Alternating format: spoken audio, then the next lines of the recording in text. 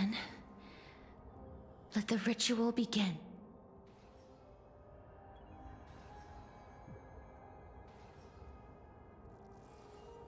And now, the objective is complete. That is all. Such is what Professor Naxa always says after preparing for an alchemical ritual. And now, Pollux, I shall lift you from the river of souls and reforge your soul. Perhaps you will be disturbed by this, and your body may become horrifying to behold. But if even the slightest trace of your soul remains, the soul that once ferried me to this side of the shore, then please, look at me. I wish to thank you in person. I have obtained everything you sacrificed your divinity for. Lady Almonette. Did she recognize you? Oh, she must be the first soul we can communicate with here, right? I'm afraid she is just another spirit trapped here, like the rest of them. The only difference is that I was there when she died. Please, go on. I'm listening. Are you about to tell the story of Styxia? Yes. You're just as smart as I imagined, but...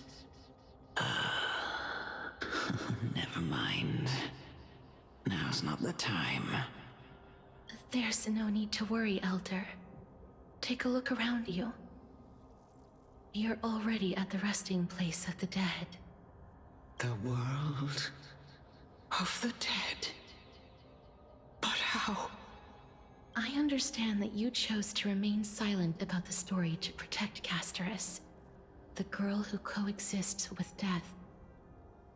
But you no longer need to hide that story. I can assure you that you have protected that girl's life well. Oh. Well, in that case, let me begin.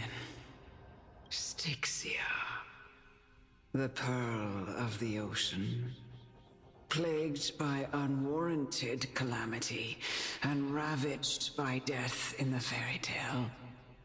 It was the first city-state to shift their faith towards death, even before Idonia did.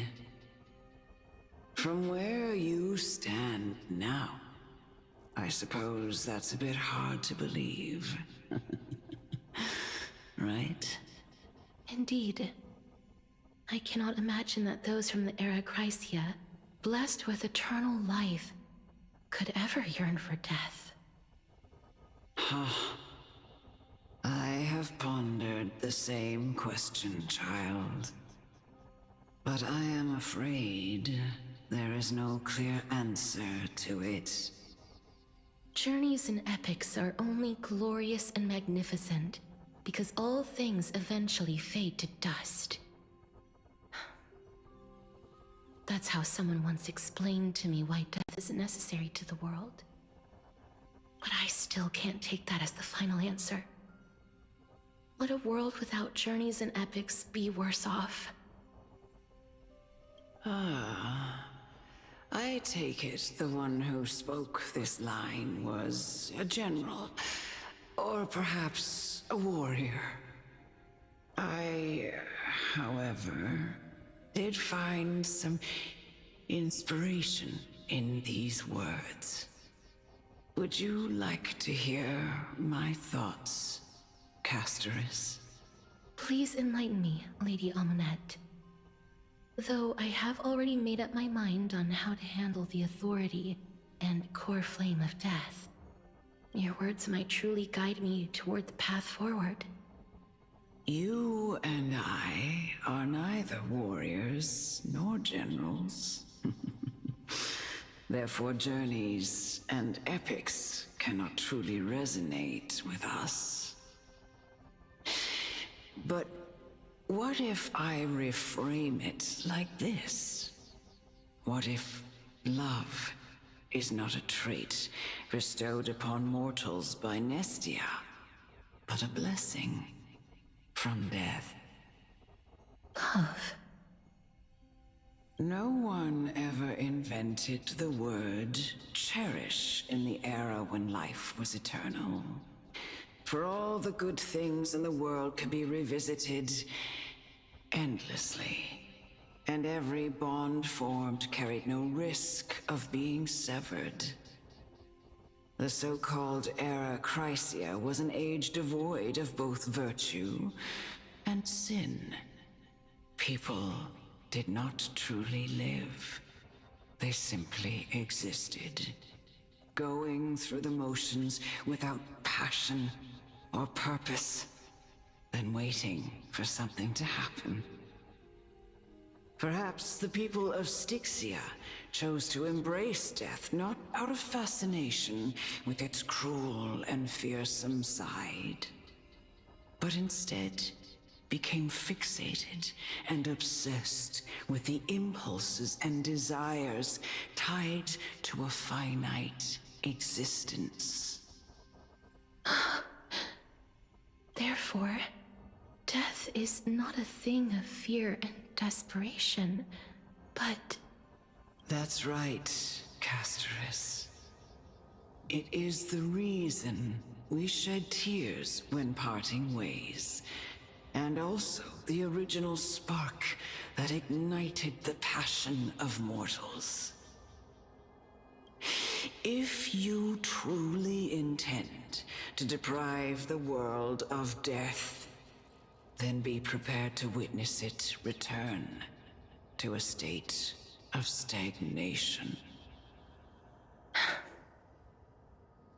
I understand, Lady Amunet. Our limited lifespan shapes all that we know and love. Not even the Death Titan has the right to take that away from humankind again. Nestia's love was the chrysalis of Gold's first blessing, but it most likely wasn't understood by mankind. We only learned to interpret this wonderful gift after Thanatos' arrival. If the world was bereft of death, then the Queen of Styxia wouldn't have played midwife in delivering me into this world. You wouldn't have welcomed me into Idonia, and Aglaya would never have invited me to join the Flame Chase journey. None of these stories would ever have happened. And I would never have lived, let alone found happiness. Thank you, Mother.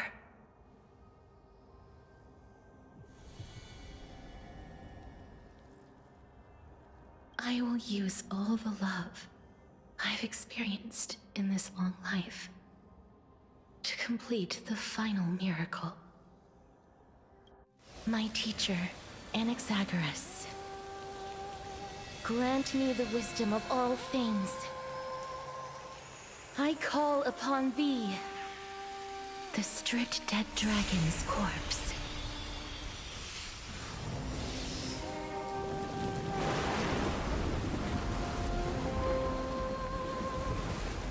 Rises from the earth, falls from the sky.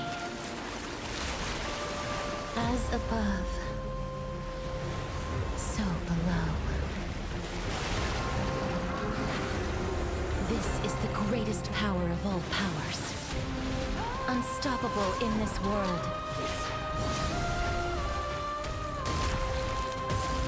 The great work that commands all death. I shall grant you embrace.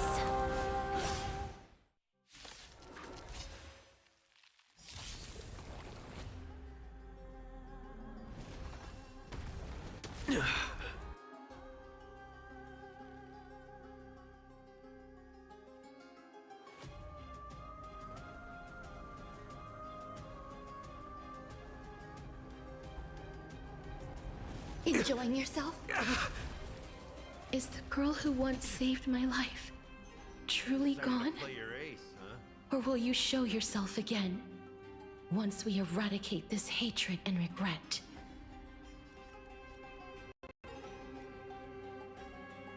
Time to mix things up. Thank you. And I'll give you what you need. All things are as one. As you can see, I'm just a frail I like that confidence.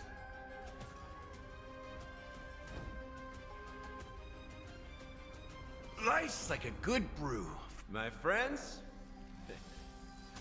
Indulge yourself. Rah!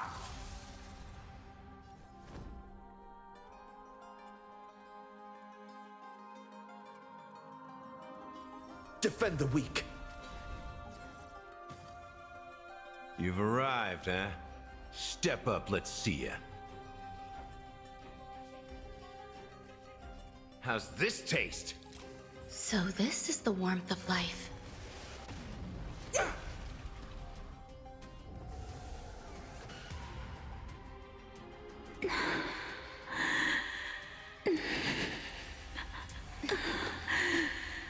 And I know you're anxious. Shh. Don't be afraid. Pay attention. So, you in the mood for another beating? Time to mix things up. Thank you. And I'll give you what you need.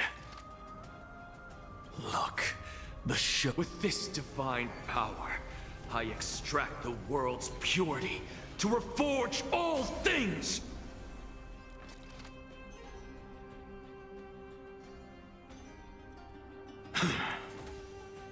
Sink into insanity.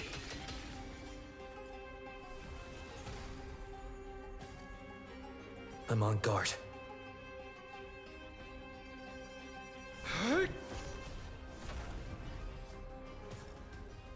You've arrived, huh?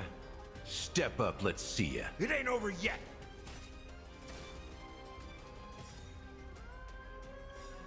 Every petal in life's garden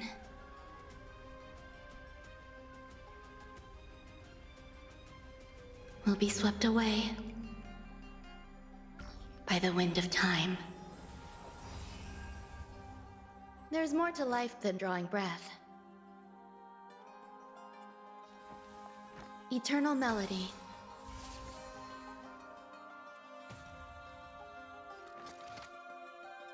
Straight to the soul.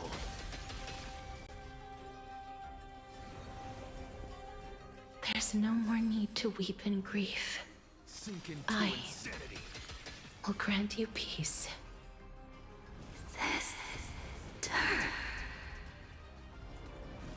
Yes, it's me.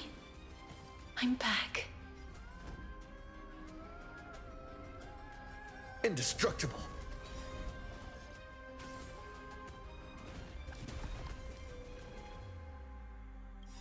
Lance ablaze.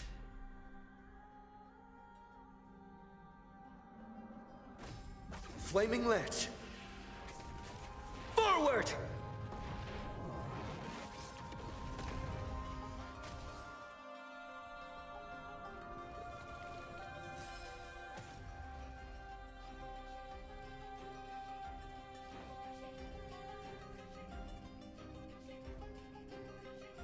How's this taste?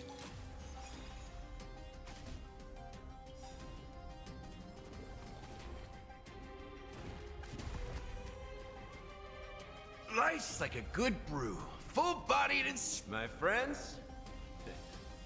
Indulge yourself. Rah!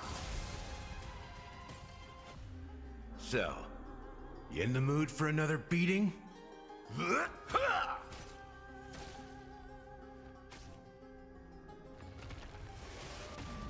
Stay away!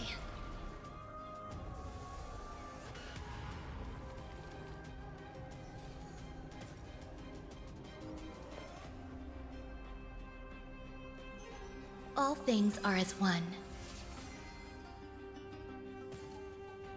As you can see, I'm just a frail scholar. I have nothing left to say. Straight to the soul. Ah, it's nothing. Lance at the ready. Look, the show. With this divine power, I extract the world's purity to reforge all things!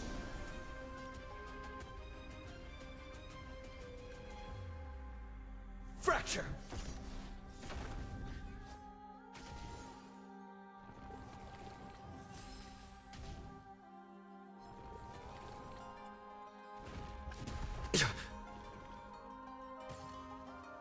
That's all you've got? Time to mix things up. So this is the warmth of life.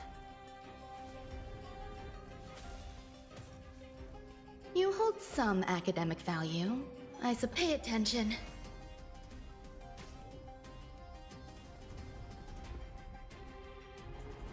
I like the confidence.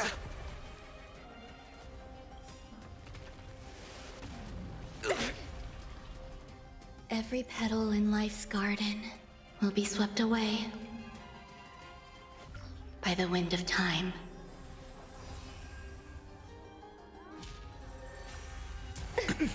Be careful. They may be moving by instinct, but there is fury welling up within them. Sink into insanity. Straight to the soul. I'm on guard.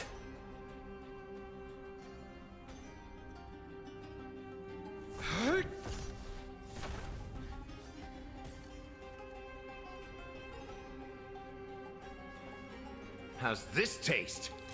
So this is the warmth of life. Life's like a good brew, full-bodied and sweet. My friends, indulge yourself. Rah!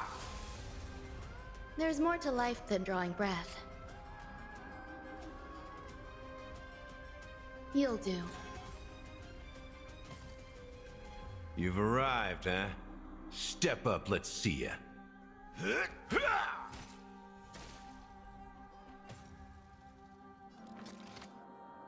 Sink into insanity. Straight to the soul.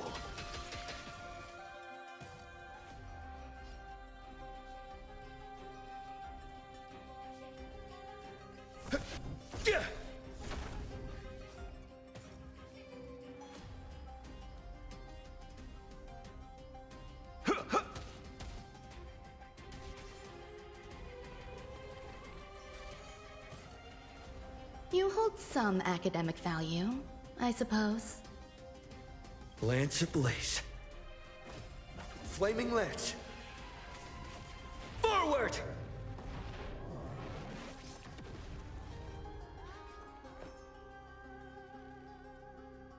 Pay attention. Please, don't turn back to the Nether Realm.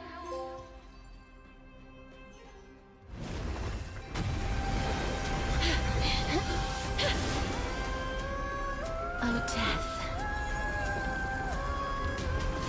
Sleep in peace.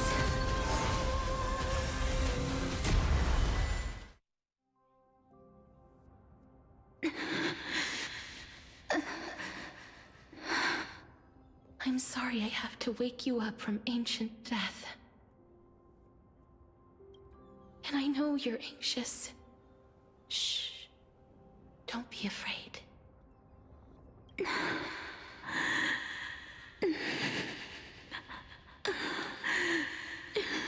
Do you remember me? I'm the girl you once carried across the Sea of Souls.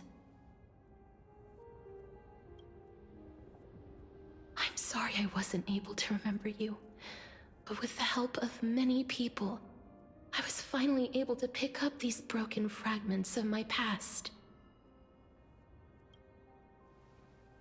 I'm back, Pollux. I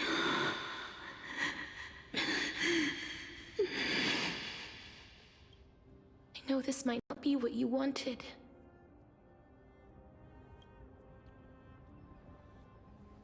But I have to do this.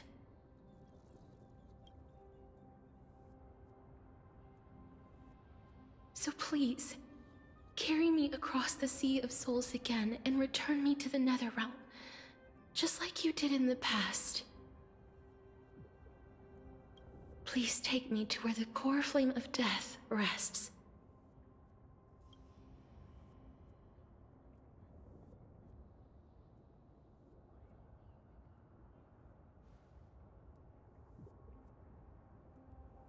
I'll be going now.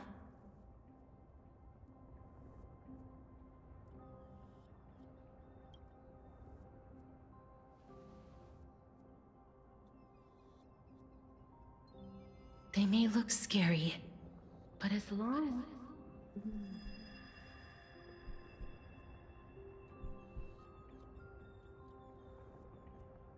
as... What's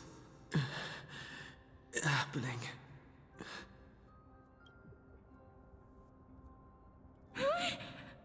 What's wrong?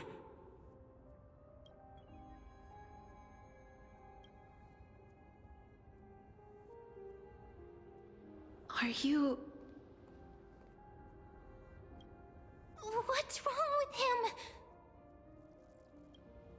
His time is almost up. If I don't go now, I'm afraid his soul will return to Thanatos' embrace before me. What? Oh no! Is there anything we can do? Don't worry. I promised I would ask Thanatos for the Trailblazers' right to roam the Earth again. Mem, stay here and keep a close watch until I return, all right? Alright. I'm the best at taking care of others. Go on, Cass. Make sure not to leave yourself with any regrets.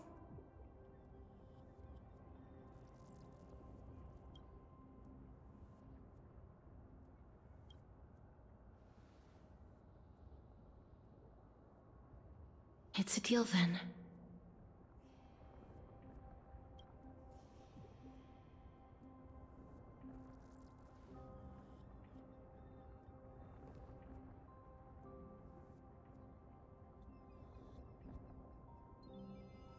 Please.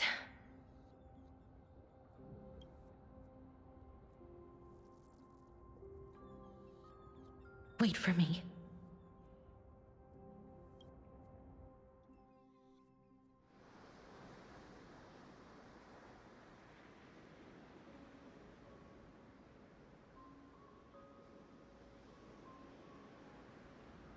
After all that, you still ended up back here.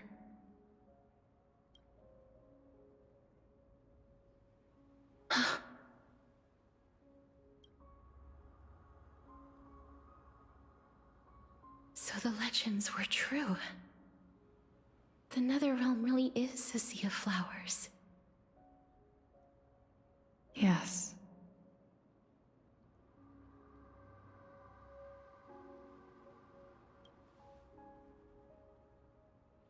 Just like the flower fields we tended to back then.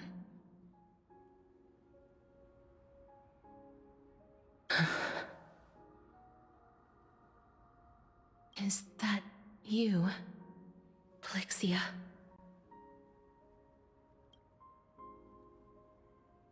Do you remember me? I don't have the memories from that time, but I've seen you before during an experiment. I see. Call me Thanatos, then. It'll be easier.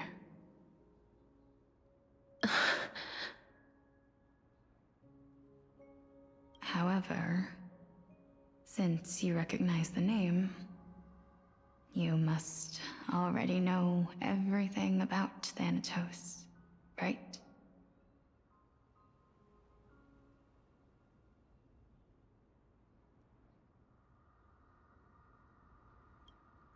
Yes. I'm here to reforge the order of life and death in Amphorius.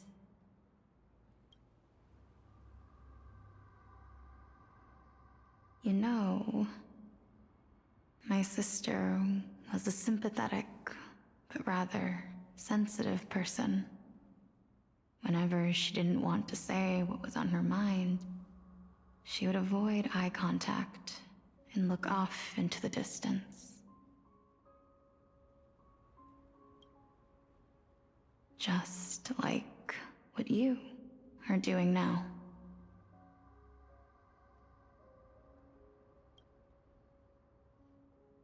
Can you tell me about the last Era Nova? What did you do, Polixia?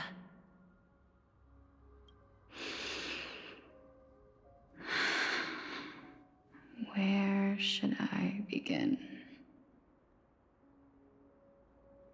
I suppose we can start from the beginning.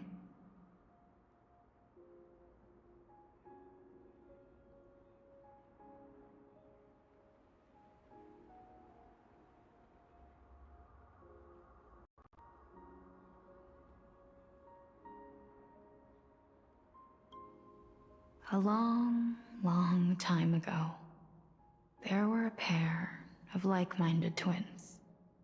As foretold in the prophecy, they were chosen to be successors to the god of death.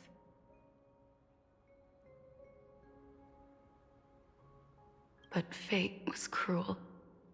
The price of attaining divinity was to take the life of our closest kin with our own hands.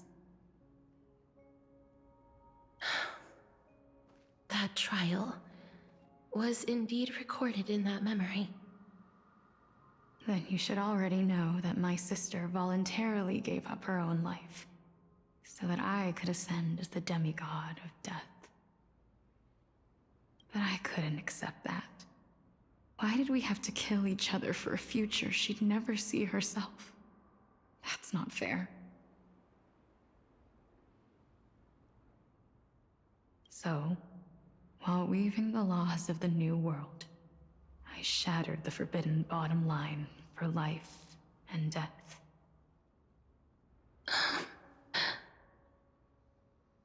I reshaped my sister's soul and took the form of the great dragon Pollux to carry her up the River of Souls and back into the mortal realm.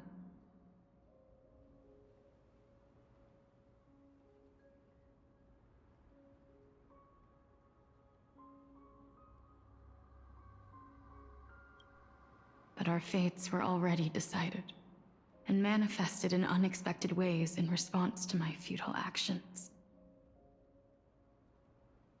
Aging is an unbreakable law of nature laid upon humankind, created at the same time as death. When the living die, their souls will meet Thanatos, who would determine where every soul goes.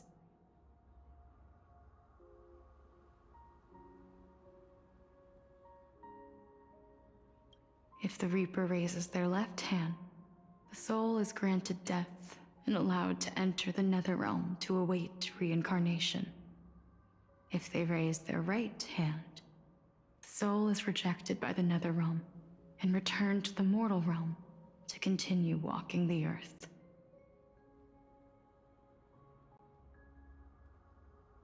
That's why the Hand of Shadow can only lay down judgment and not embrace another being. Yes. Death was originally a pair of hands, but they were split in twain when we reached the mortal realm, never to touch each other ever again. The half of Thanatos that represents life, the undying human who grants death, that was the curse I forced upon you. Then, what about you? As the half of Thanatos representing death, I shoulder the fate of defying death. I died the moment I entered the world of the living.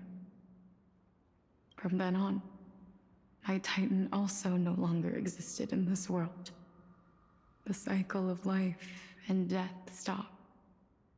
Souls were denied their audience with death, and were left stranded within an ever-rising river of the dead.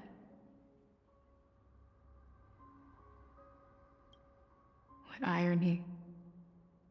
My selfish desire to save your life gave you and the world a fate far worse than death instead.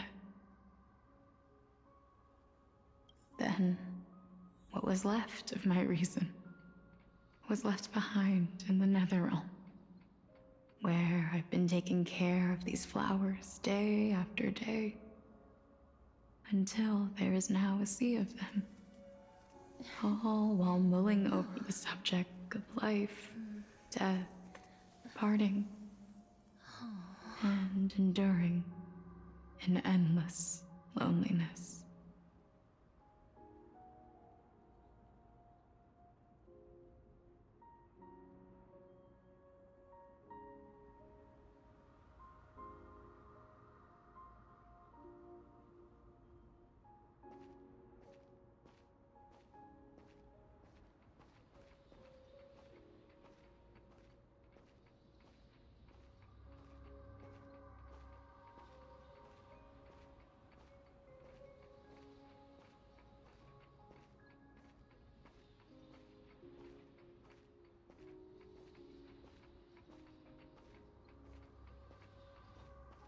Fate is absurd indeed. Our lives were a mirrored image of one another, like a pair of hands. Even so, we arrived at the same destination. We walked different paths, yet experienced the same pain. I had hoped that maybe you would at least have a good life in this cycle. I'm sorry. I lived my life well. It didn't go to waste. As far as I'm concerned, you did nothing wrong. Even though I forced the authority of granting death to humanity upon you, a total stranger. Too many responsibilities were forced upon me in the course of this long journey. I was once lost, even upset. But I realized recently that if it weren't for your blessing, I wouldn't have understood the source of these emotions, nor would I have realized my purpose. I wouldn't have made it here to reunite with my missing half. And we wouldn't be discussing our past while sharing the same view of this landscape. I wouldn't have understood the meaning of our existence. The meaning of our existence. This sea of flowers blooms on dead land, 'cause we sowed it with the seeds of our separation and watered it with our tears of loneliness. Yes, the only thing death is allowed to create are flowers that bloom from blood and tears. That's why Thanatos cannot create living beings at will, nor can the Hand of Shadow determine a person's remaining days. Because the life and death of mortals should never be dictated by another's will.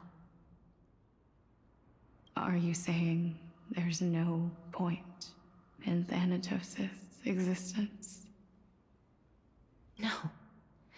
No single being can bear the scales of life and death on their own, not even a god. Life and death weigh equally heavy. We both know that now, don't we? You, too, must have had a difficult life. We've taken quite the ridiculous journey together, haven't we? I had a feeling, even back then, that we would meet again one day. Not to embrace one another after a long separation, but to come in search of retribution. Tell me the answer that's already been written. And let us draw this seemingly endless fate to a close.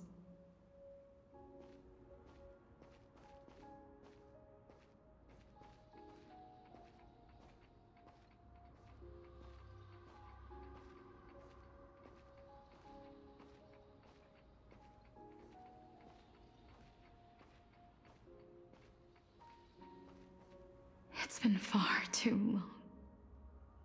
I've waited here for centuries, watching day after day as desperate spirits are denied by this lonely wasteland. I always hoped I would see you among them. But I was also afraid of seeing you. I didn't know how I could possibly face you again. But more than anything, I was afraid that you might have forgotten all about me. I know. But don't you see, Polixia? I made it back anyway. You don't have to shoulder death's authority on your own anymore. It was always meant to be held in two hands anyway.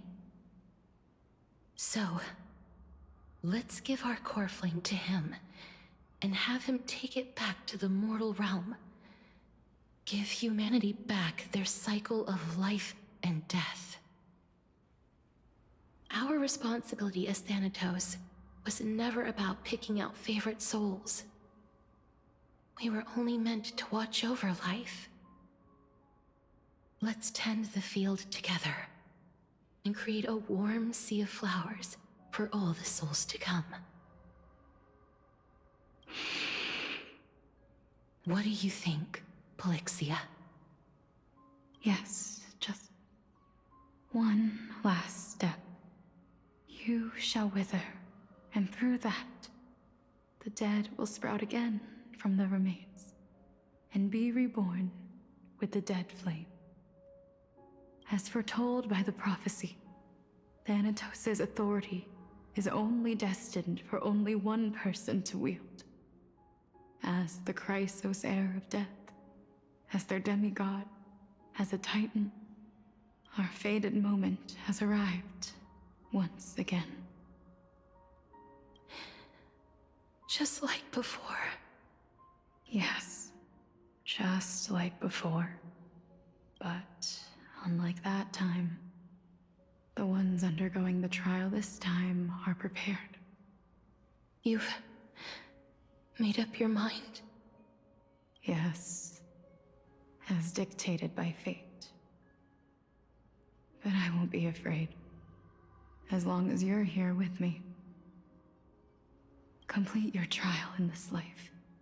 Grant me the embrace of death, and light the spark of life ablaze. You've been tempered by life and death. I know you'll be able to give this wasteland its first breath of life. Like a raven butterfly, flying swiftly into the Netherrealm, perching on the twig of death. I will. After this, I will remain permanently in the Netherrealm. The River of Souls shall return here and rain down from the sky, scattering souls across the earth. The cycle of life and death will flow once again. This sea of flowers you sowed shall bear countless joyous or sorrowful souls, and bloom evermore.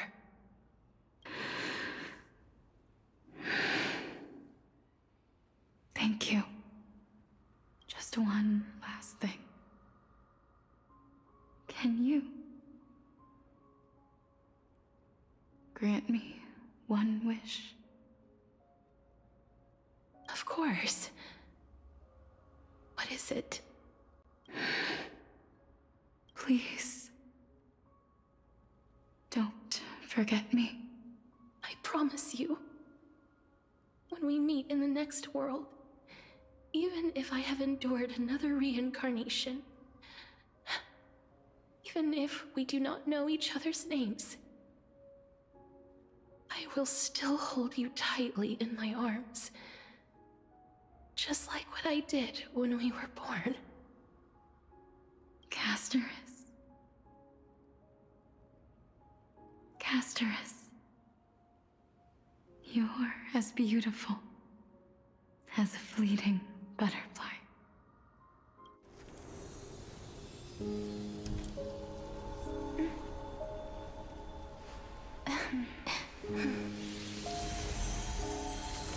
I will bring rest to death. And from now on, stagnant life will once again flow.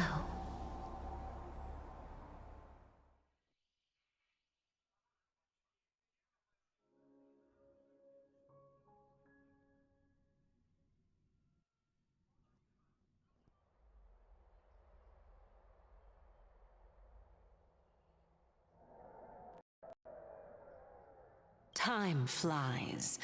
In the blink of an eye, the 15th entry hour is already at hand. When this farce is over, your soul will be placed on the scales of life and death. Are you ready? No need to ask so many times. Of course I am. Then why do you drag your feet? Is your fear of crowds holding you back again? I simply find them too noisy. Paying attention to conceited fools like them would be an utter waste of my time. Such harsh words. As I see it, you are no less arrogant than they are. I couldn't agree more. Oh. I did not expect to hear that from you. Are you not going to refute me? I know myself better than you think I do. At the very least, better than a stowaway like you. And they say men whose ends are nigh have but kind words. Well, that is exactly why I chose you. Should I thank you for the compliment? The hour of the trial has come. Do you have an answer for me? And how will you prove the veracity of your argument? I suppose there is no point in putting this off any longer. Do you recall where we stopped the last time? You were saying that Amphorius's history is cyclical. Indeed. The demigods that bear the core flames eventually become the new titans at the world's end. Remember what happened on the Holy Mountain? Calypso, Naias. As their destined ends approached, one by one they left this world, leaving only the twins, who are fated to succeed death.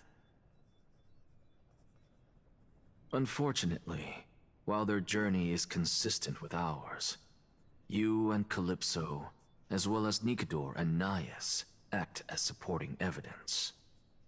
I can only come up with a rough sketch for my theory of a cyclical history. For all the pains I took to reach this point, I had already lost hope of ever obtaining definitive proof. After all, the past is in the past. Proving that we are the legacies of heroes of the past is a hopeless endeavor. That is, until I met a girl named Polixia and her sister. If Casterus was truly sent from the past to the present for the Titan's self-serving reasons, then having lived through 2 cycles, and with Styxia as the pivot, she will no doubt be the link to connect all of this together. If the Twins of Death can bridge 2 cycles to reunite at the shores of the Sea of Souls, then my hypothesis will no longer be just a hypothesis.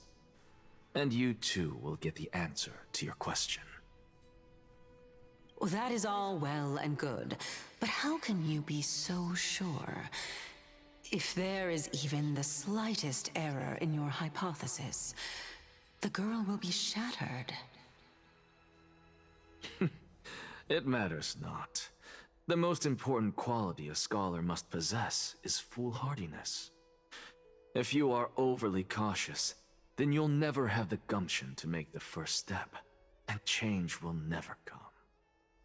Besides, I, Anaxagoras, am destined to overturn this farcical world. Come, let us go and teach those pathetic worms one final lesson.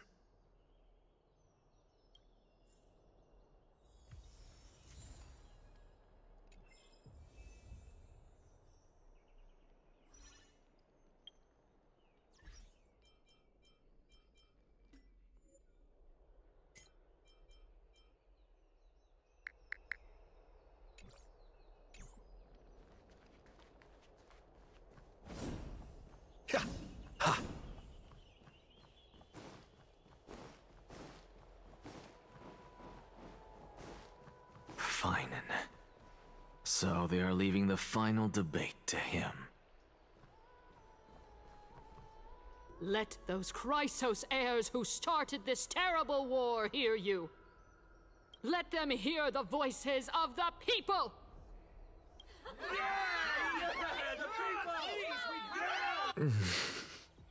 As always, that woman knows how to stir up a crowd.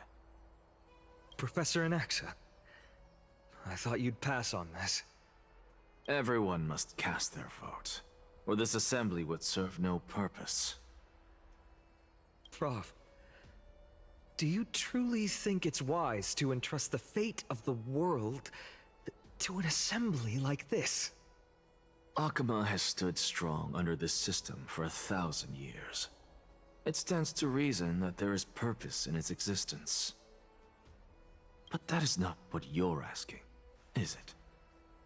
What you really want to know is Aglaya making the right decision in entrusting the fate of the world to you? Nothing ever escapes you. I didn't spend all those years teaching you for nothing. Most people only take 4 years to graduate, if I recall. To tell the truth, I feel like I'm on my way to an execution chamber instead of a podium. So, do you have an answer to that question? No, I don't. I thought so. Because that question is not yours to ask in the first place.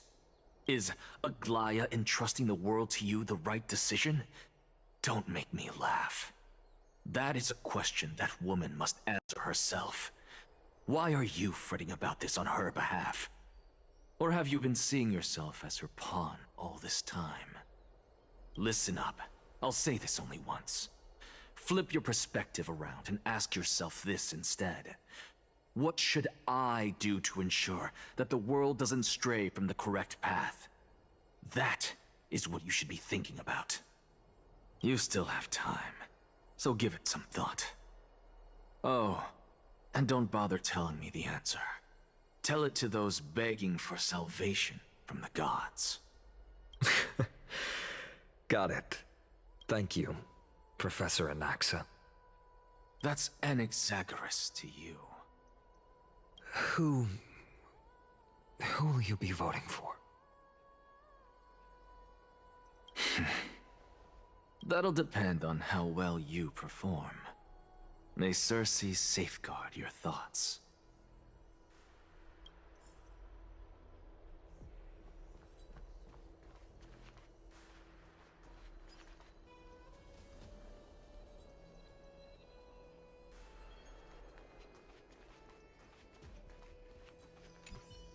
Lord Anaxa, you're finally here. The last speaker for the Assembly will be taking the stage soon. The resolution will be passed after that. Lady Kindness has reserved a special seat for you. Shall I show you to it? All right. This way, please. Actually, not necessarily. Elders and citizens, silence, if you please. As the Theoros, I present to you Finan of Ides Elysiae, virtuous citizen of Akima, and the last speaker of the Assembly. Much obliged, Lord Lycus. I remember him. He's the penniless lad working for Aglaya. Where's Lady Goldweaver? Why is she sending this guy to give the last speech? Is this really the end of the Flame Chase journey? Can this dude really face down Kindness?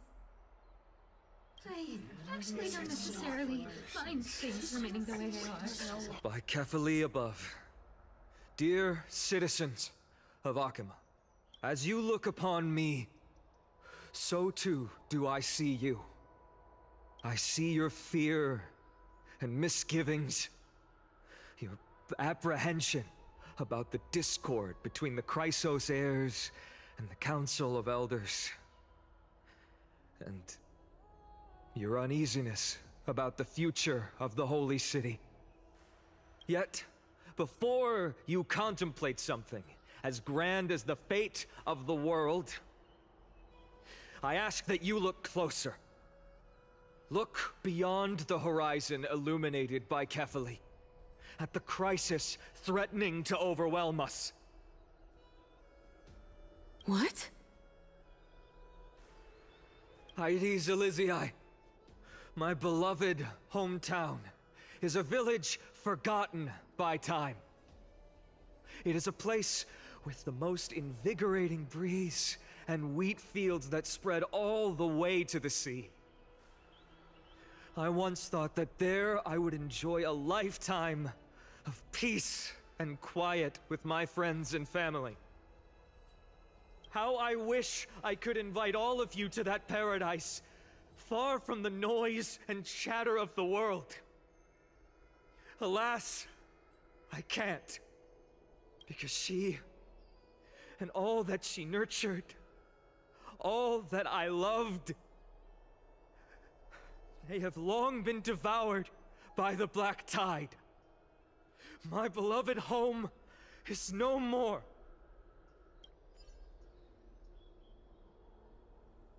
I will never forget the day the Black Tide struck. My father, Hieronymus, fought with a broken sword to his last breath to protect his child. My mother, Aldada, she was ripped apart by monsters. Also, I might live to stand before you here and now. Galba, he was a hunter. But in the end, those arms that once drew a bow instead embraced Piso, his beloved son, as they both breathed their last. Pythias, the teacher, risked her life to save her students, but a burning beam fell on her, crushing her. And what of Livia, her daughter? Did she make it out alive? No, she didn't. Livia, Piso, and so many other children. My childhood friends. They were all swallowed by the Black Tide and turned into monsters. They kept saying the same thing over and over. Even up until the final moment, I finally steeled my heart and granted them eternal peace with my sword. Why, Finan? Aren't we the best of friends?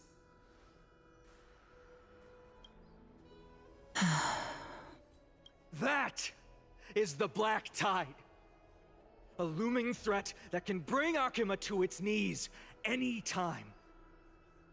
Kindness may have promised that with the 3 Titans of Calamity gone, Akima will return to an era Chrysia once more, but much as it pains me, I must disappoint you. While the demigod of strife has done everything in his power to hold them back, they are still coming. By now, the name of that black-robed swordmaster, the Flame Reaper, has likely echoed throughout the city already. The roaring thunder is a message from the strife demigod.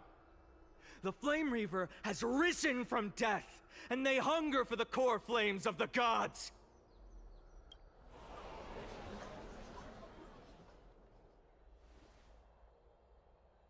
Lies! If such a powerful enemy is indeed approaching, why is Akuma still a picture of peace? Exactly! The city of Akuma shows no signs of pandemonium or chaos. And why is that? I beg you, spare a moment to think about this. Are we able to stand here and hold this assembly in peace today because the danger has passed?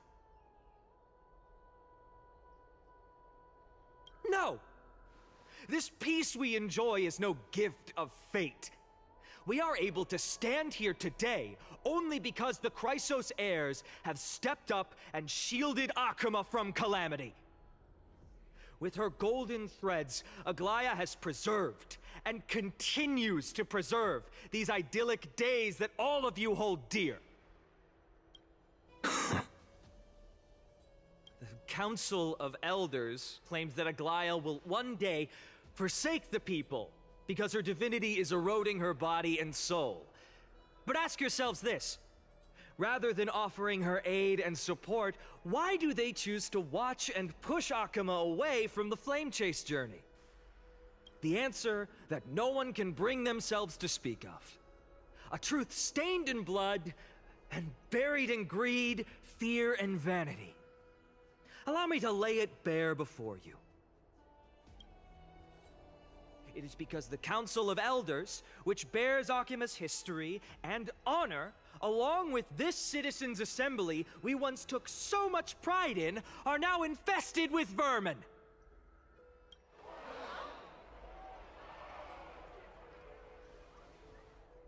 You insolent whelp! How dare you! It is true that Aglaya has reached her limit. Why? Because she has been working tirelessly to weave the defenses of our holy city against the encroaching evil. All while these vermin are making up baseless accusations about her and scheming in the shadows. Not once has she ever failed Akuma. Yet these vermin attempt to tear her apart, tarnishing her name with unfounded allegations. She may have been blessed by divinity, but hasn't her heart always stayed true to humanity? They attempt to mislead you and reduce this assembly to a crude standoff between gods and humans, but citizens of Akuma. Once more, I implore you to open your eyes and look at those around you. Examine them closely. Beneath all that finery, do you see the good heart of a human or the poisonous glands of a pest? Make your judgment, then turn your gaze to the demigods whom so many of you regard as cold and merciless. Do you not see the light of humanity in them? And those who wear the mask of humanity yet utter only hurtful, slanderous words. Can you not see that their souls have been corrupted by power?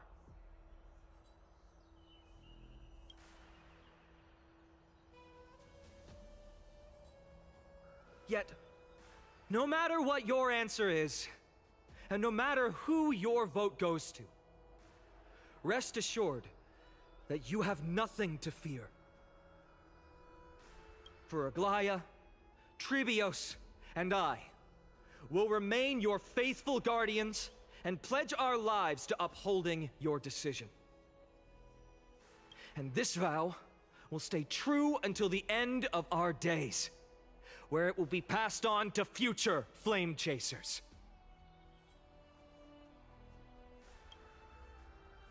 A steadfast and unwavering promise that shall endure through the ages. Absolutely right. The Chrysos heirs have only our best interests in mind. I still don't understand it. You will never believe our teeth are all have to end. So.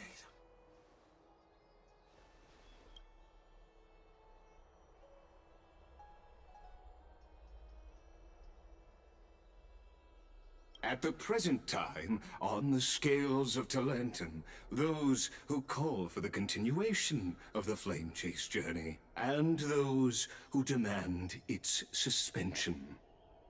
Each faction holds an equal share of votes, resulting in a perfect balance.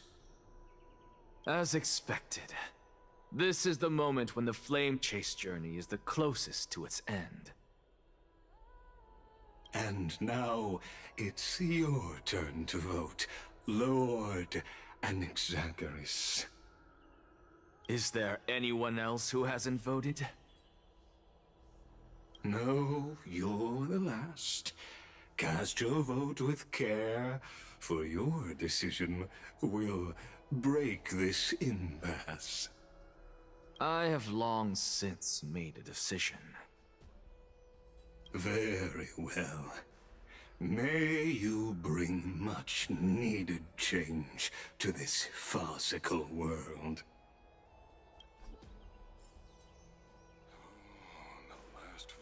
Vote for Kindness! Who will he vote for? Cast.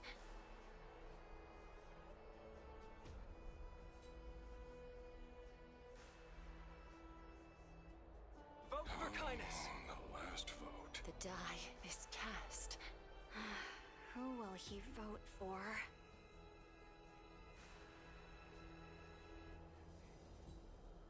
Vote for Kindness! The die is cast. Who will he vote for? Vote for Kindness! The die is cast. The last vote. Who will he vote for? Vote for Kindness! The die is cast.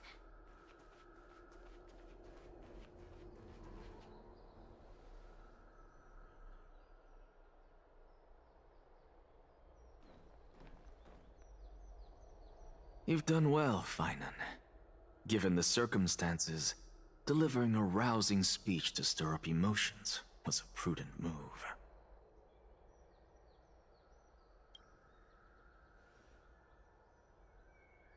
Thank you all for your patience.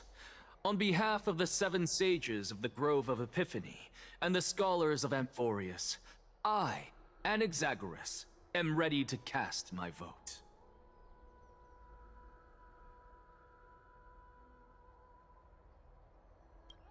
But before that, in the interest of fairness, Lady Goldweaver, I pose a question to you before all who are gathered here. Will you, as Finan has promised, stand by the decision made in the Assembly, regardless of outcome? In the interest of fairness, I make no promises, lest it should influence your decision.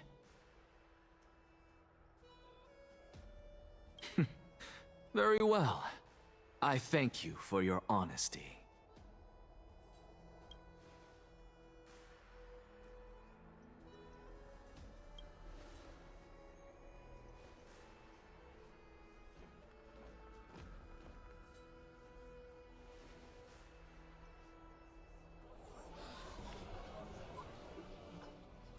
What's he doing?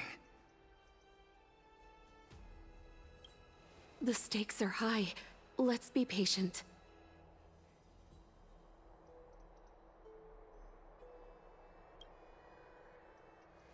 Cut the act!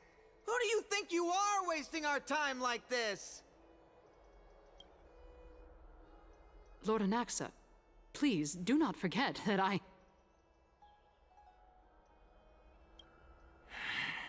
Rule number 1. Do not call me Anaxa. Rule number 2. Never interrupt me. Silence is golden.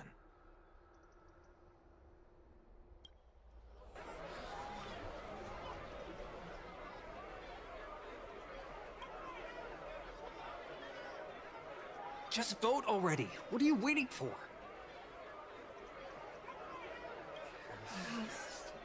Your vote. Cast your vote. Cast your vote.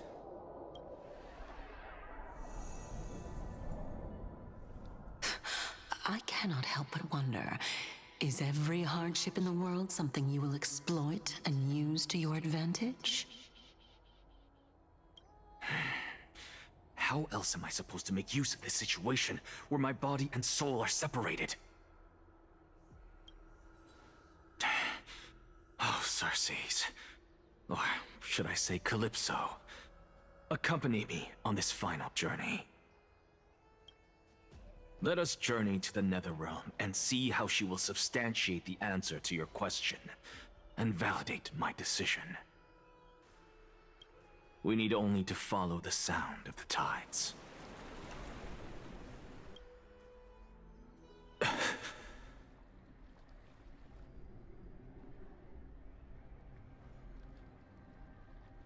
You are... Well done, child. Just as I foresaw, you have achieved great things. Teacher. What a twist of fate. A blasphemer raised in the doctrines of the Venerationists. It's like a foal kicking its mother in the belly after taking all her milk. I respect you immensely, sir, but... You cherish the truth even more. So, child, do not be troubled by the criticisms I have borne. Do not let those voices hinder you as you forge ahead.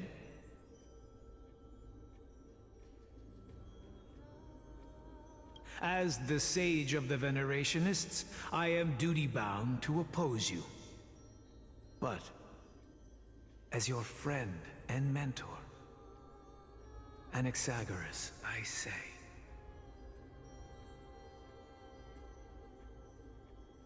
go forth, for the truth is already in your hands.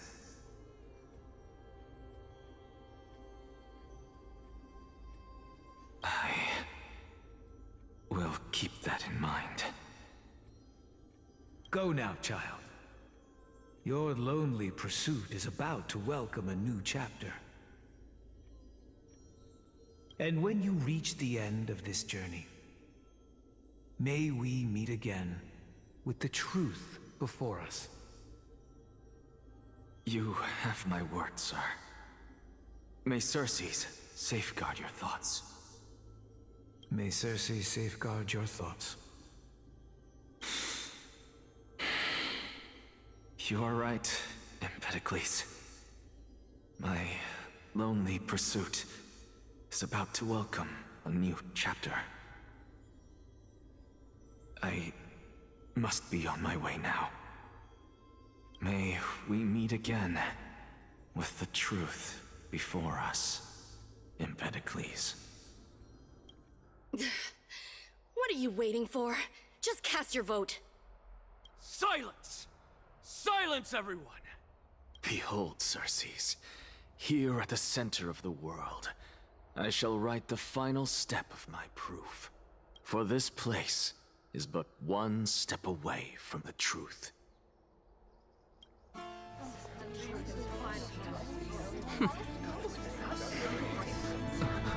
Professor, I completed the proof you wanted.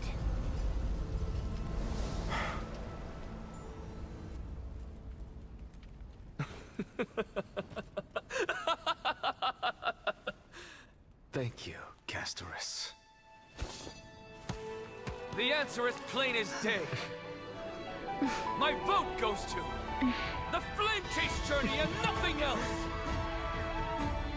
Elder Kindness, I have deciphered the truth of this world!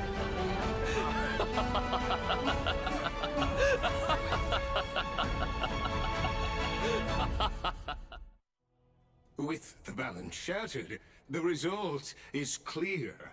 Buy carefully and to Lenten above, as the Theoros I have observed. No! Lygus, you can't!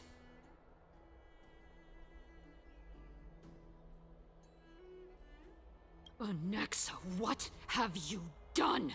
Have you lost your mind? I hope you are prepared for the harsh punishment awaiting you. Mark my words, I will make sure that clever head of yours never forgets the price of betrayal. Have you forgotten? I told you that happens to be one of my rare talents. You put on such a grand performance, just to aid their preposterous flame chase journey? Performance? No, you are quite mistaken. I may be paranoid by nature, but I've always been known for my honesty. If you really understood me, Lady Kindness, you'd realize that I never had any interest in your pathetic little game of politics. Factions, standpoints, they are jokes in my eyes. I have never once switched sides. Because I, and I alone, am the truth. Lady Kindness, with all the citizens here as witnesses, we should honor the spirit of democracy and respect the decision of this assembly. I have observed that Akama has chosen her destiny. This citizens' assembly has resolved to continue the flame chase journey. This resolution shall be put up on the Wall of Heroes, such that all citizens are aware of the city's way forward. You! It seems not everyone is ready for the assembly to end. Very well. Let me entertain you for a little longer. By your leave, Lord Lygus. Interesting. Elders and citizens, your attention, please. Stay for a moment more, if you will. Anaxagoras of the Grove of Epiphany has an announcement for the assembly. What is this performer up to now? Just moments ago, all of you made a decision on the fate of Amphorius. As a supporter of the Flame Chase journey, it pleases me to see the choice you have made. But I regret to say that I still harbor doubts about this outcome. Thus, I hereby challenge this resolution. Tell me, who among you dare swear to Kefali's name that Era Nova will truly welcome the fairy tale ending that the Chrysos heirs have promised? A beautiful new world free of calamity and madness? Nonsense! That's impossible! No one? Must I pick somebody to answer? Very well. You, the one acting so wise and profound, in front of all present here, do you dare swear that it will happen for sure? No? Fine. Next. You, the one with ignorance written all over your face. Yes, you. Do you dare swear by it in front of the Titan? What are you trying to do? Useless. Your turn, then. With that smug look of yours, you must be confident that the Flame Chase journey is the best course to take, right? Hey! Mind your tongue! So, no one? I see. In that case, Finan, answer me this. Your speech was filled with such passion just now. How confident, then, are you in making this promise? Professor, what are you doing? Let him continue with his performance.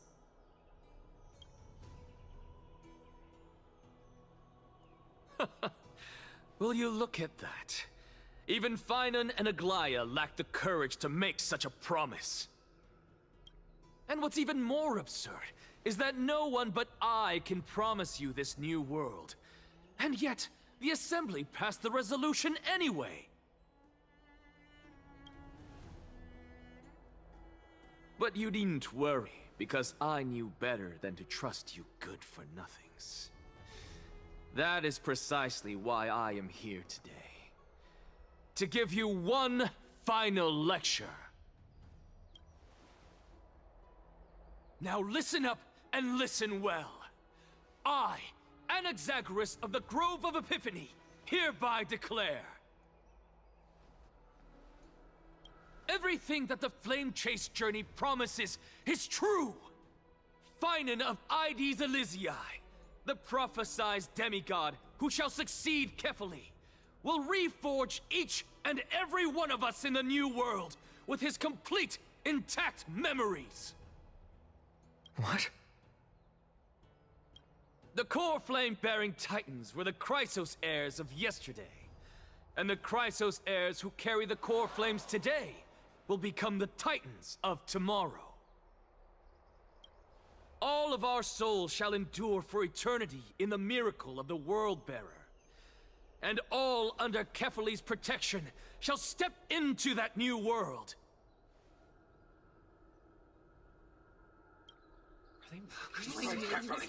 This is your blasphemy! It's impossible.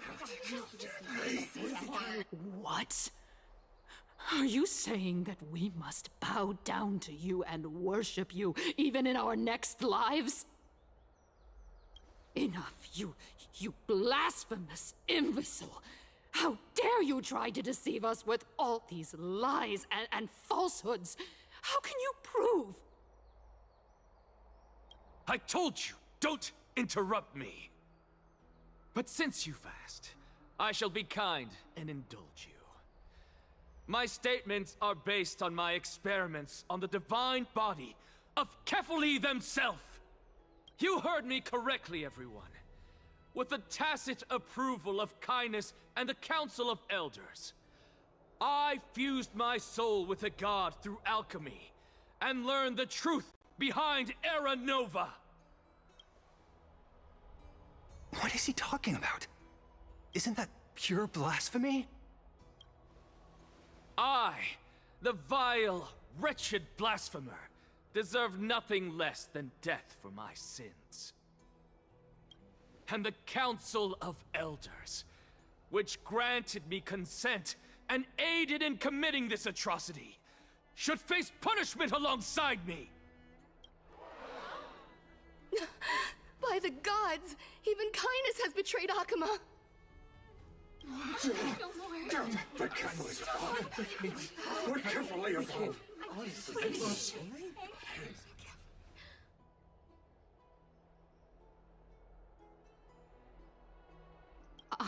I had no knowledge of his transgressions. He did that on his own. The Council of Elders bears no responsibility for his actions. Lord Lygus, as the esteemed Theoros, are you going to simply stand by and allow the Council of Elders to be dragged through the mud? If the accusation is true, I will acknowledge it. If not, my conscience stands unburdened. Lady Kindness, the reputation of the Council of Elders was not built in a day, nor will it be shattered overnight. Repercussions await those who fool the people, and punishment must be meted out on those who abandon their vows.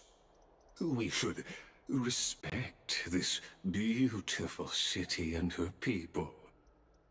You... Lady Aglaya, the Gold Weaver, I humbly ask that you take on the responsibility of overseeing this judgment in the name of the fairness of Talantin and the justice of Kefali. Considering the circumstances, and in accordance with Akuma's codex as the only demigod among us, you shall rightfully wield this authority. The honor is mine to bear. Elders and citizens, silence, if you please. Anaxagoras of the Grove of Epiphany has made his statement clear. As per Akuma's codex, I request all present citizens to stand with me in exercising the right of judgment. First, Elder Cainus of Akima and Lygus the Theoros stand accused of neglecting their duties and abusing the law, leading to the egregious blasphemy against a god. In the names of Talantin and Kefili, Akima is to form a committee before the 7th Action Hour to conduct an investigation and disclose the findings to the public for subsequent judgment. Yes! That's what we deserve! Agreed! Curse you! Now, concerning Anaxagoras of the Grove of Epiphany, he has confessed to grave blasphemy against Kefili.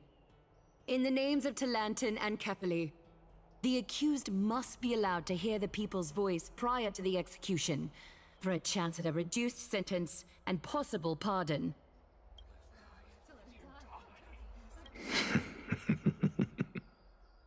Professor.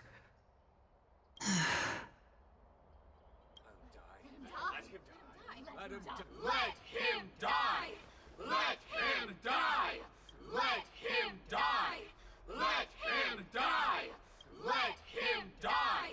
Let him die! What decision will you make, Lady Goldweaver? Enough with the hesitation, Aglaya. This is not like you. Let him die! Let him die! Then, in light of the people's voice, O Talantin on high, may you bring death upon him.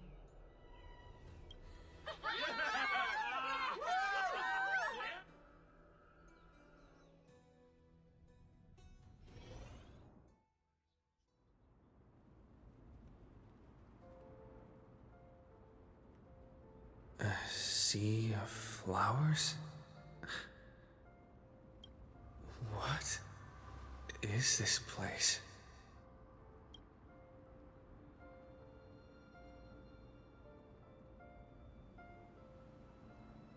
Allow me to reintroduce myself. I bore the name of Castorus while walking among the mortals. And now, I stand as the demigod of death, the living side of Thanatos. Welcome to my realm, where the west wind ends.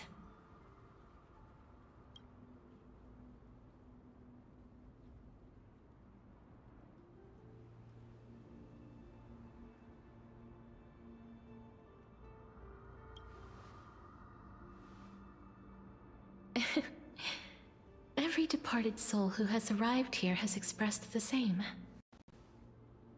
Did you know? Every flower here was planted by Thanatos themselves. These flowers were originally both lifeless and immortal, but in the first rain brought by the River of Souls, they were given new life, flourishing as the bearers of countless souls. And it is my duty as the Master of Death to tend to their well-being and foster their growth in this serene haven. Similar to the structured cycle of life and death in the mortal world, these flowers too shall wither and fade, returning to the earth and then ascending to the sky with mist and tides. Eventually, they will descend to the mortal land as gentle rain. Every soul undergoes the perpetual cycle of reincarnation, albeit in varied forms, until the world meets its end. Yet, sadly, there's no time left for Emporius to wait for when the flowers bloom again. Now, death is the power at my fingertips. It once led the souls of the deceased here, but I shall open the gate of the Netherworld and return you to the realm of the living. In exchange, please, take the core flame of death with you and complete the flame chase journey. Do not let our work thus far be in vain.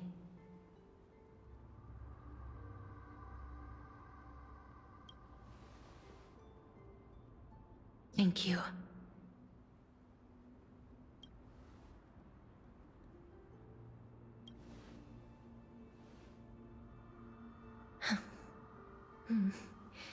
Just like the other demigods, I will stay here and embrace my destiny.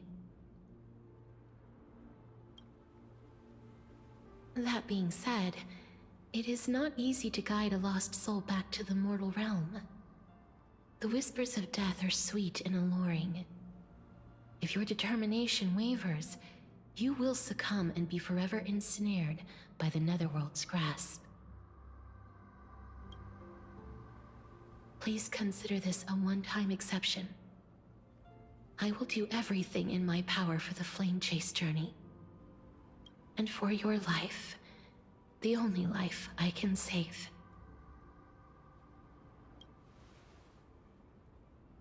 I am glad to hear that.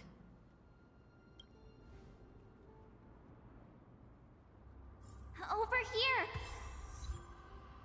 Keep moving forward and don't look back. I believe in you.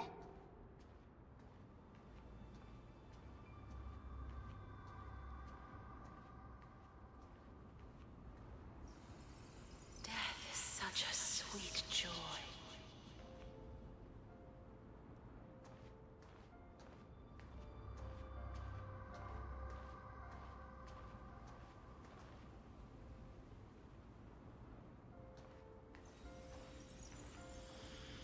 Don't go.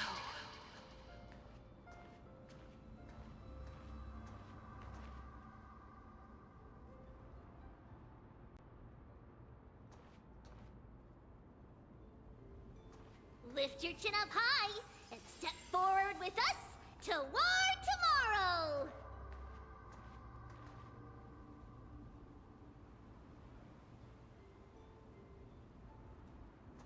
That's right. Keep your eyes on the dawn.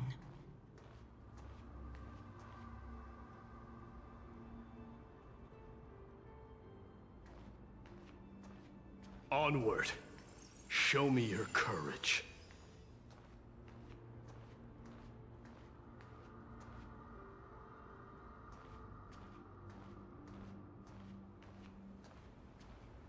Partner, we shall become heroes together.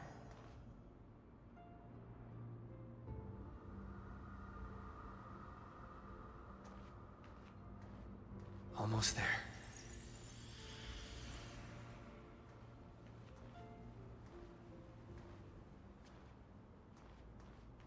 Finally.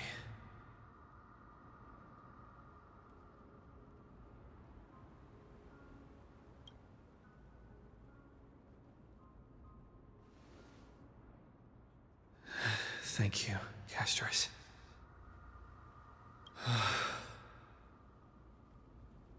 Since I've already made it to the end, maybe I can have one last glance at that sea of flowers.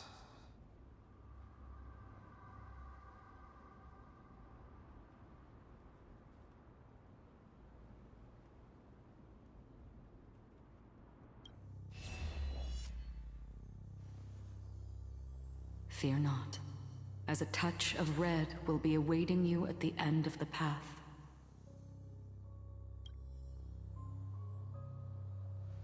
It'll guide you and illuminate the way out. By doing so, you'll eventually reunite in the warmth of the sunlight.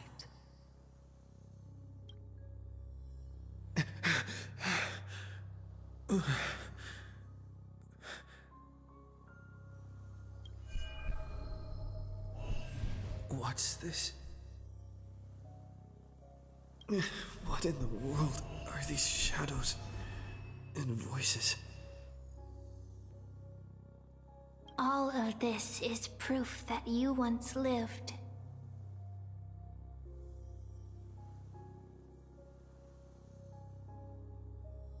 Your soul, your memories, the years you've journeyed through, and the path they revealed, leading you back home.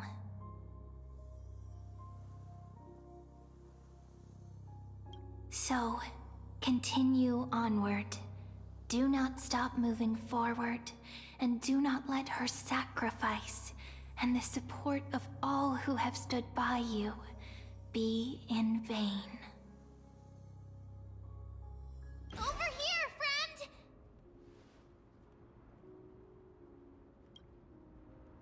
Take my hand.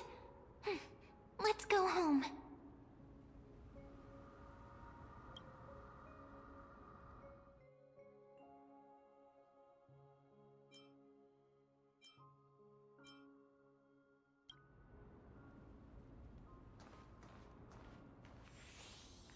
Let the trail blazing continue.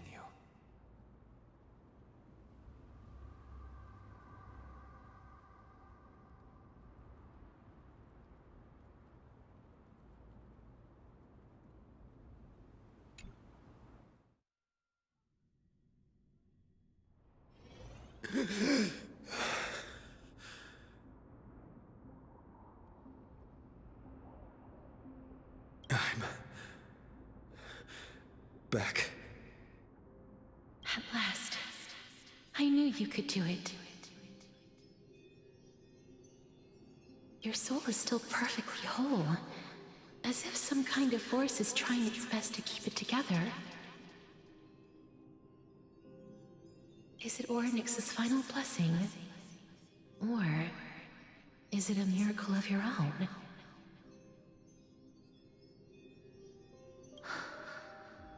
It's truly incredible. Such a strange surge of familiarity. So hard to describe. Perhaps it is fate, once again fulfilling its own design. Or perhaps it is the laws from beyond the sky, so familiar to you, that intertwined our fates long ago.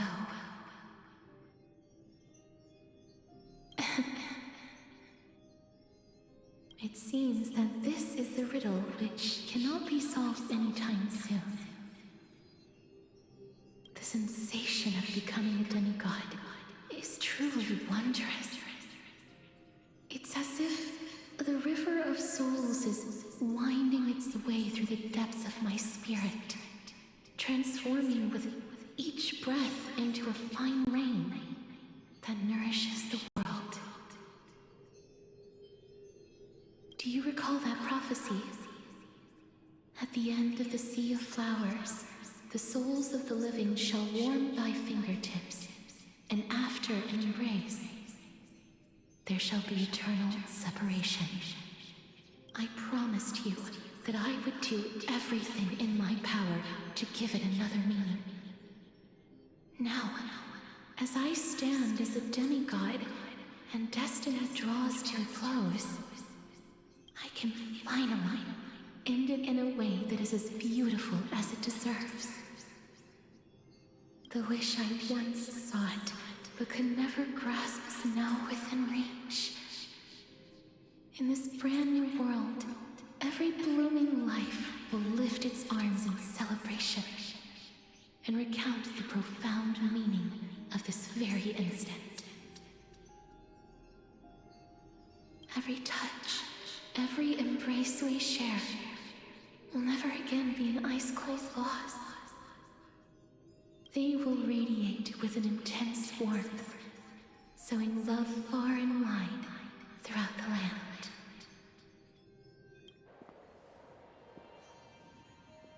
The other shore is very cold.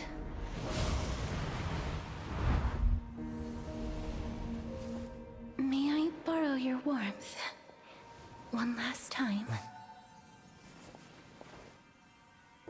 Thank you for fulfilling this wish of mine.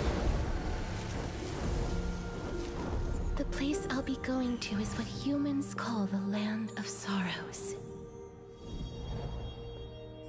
But with this heartbeat and the residual heat of this embrace, I shall turn the nether realm into a gentle place of rest.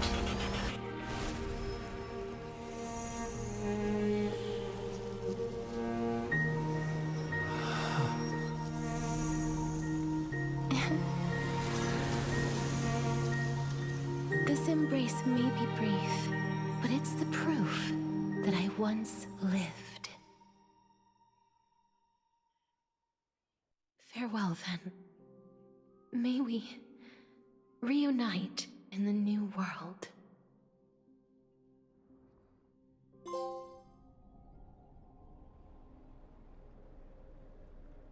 That grand and absurd performance was what you've been seeking your whole life? I gave up everything in search of truth, and it culminated in this very moment. You, on the other hand, performed as I expected. You did not hesitate when you saw the chance to attain power. It's as if you... Crave power, like a fly craves rot. Those are your words, not mine. But what you said at the end, did you already know what I had planned for Thynan? I may have lost an eye, but my vision is clearer than anyone else. You've nearly exhausted your humanity. You're no different from my current state as a walking corpse. That's true. I've long since burned to ash over the past 1,000 years. Only he is capable of unleashing a raging fire that rivals our final great enemy, Aquila. So, this is our last chance. How about we let go of the bad blood between us? May I resonate with your core flame, Aglaya? Please do.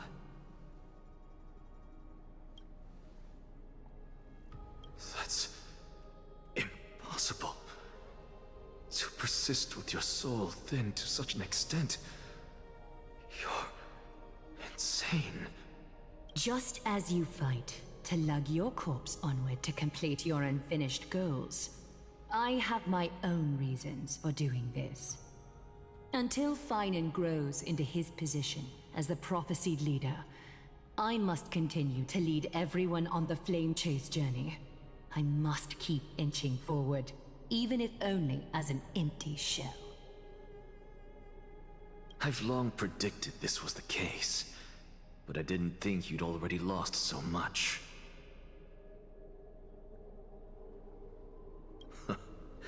How ironic. We would have avoided so many misunderstandings if you and I had just spoken this candidly before. But casting aside our ideological differences, there is one thing you and I agree on. Thynan. Yes. He was born to be a hero. He understands the hearts of the people, and I can confidently say he is a far better leader than you. Only he is capable of fulfilling your mission. Sadly, he is a man cursed by Nestia. But by my estimates, his horribly elaborate sense of style should not impede Era Nova. Congratulations are in order. We found common ground at the very end of our destined paths. When you put it that way, it makes me want to take back what I said. Aglaya, we're back! Come welcome our great hero reborn from the ashes. I hope he didn't hear your earlier assessment. It wouldn't be the first time I criticized him. A man should be aware of his own shortcomings.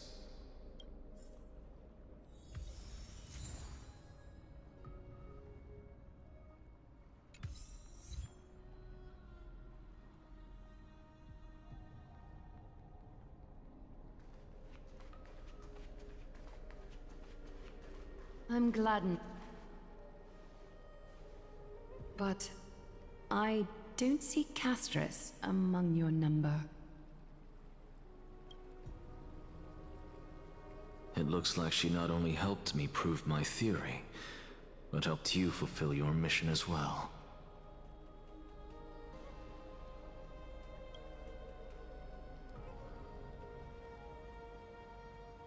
She might not have been able to change her fate, but she still wrote the final verse of her epic herself. Trinan, please recite the prophecy for us. Trailblazer, please surrender that scalding cool flame for us as well. You are the only life she ever saved by her own hand in her 1,000 years on this earth. I believe no one is more qualified for this noble task.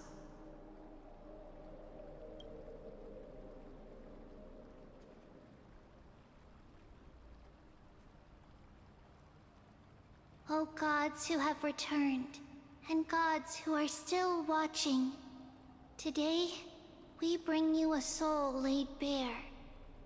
The Hand of Shadow, Thanatos, remembered their name from the past. From daylight they came, and to their fragrant dwelling they return, to walk now among your ranks. And there was one who joined hands with the Titan, a traveler risen from the dead and reborn among mortal kind. He is the everlasting night, and shall now proclaim in his good name, O Majesty of the 12 Titans, pillars of the world. We seek your divinity to mend the rifts of the world. Fill our bodies with blood of gold till we wither in willing service to the prophecy. Step forward, trailblazer from beyond the sky, and together with us, surrender the core flame and carve their star into the sky.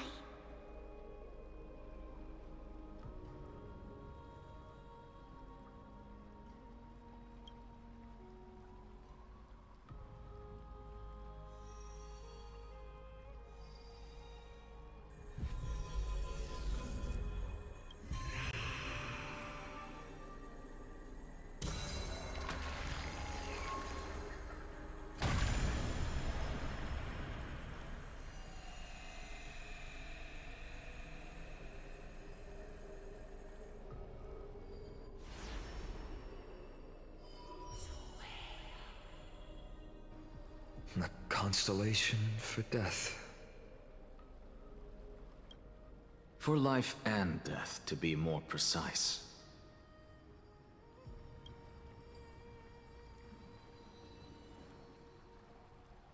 Look! It's...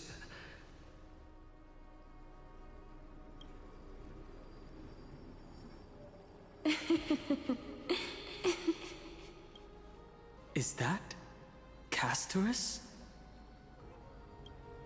No, it's only a divine echo. I think she's here for the trial.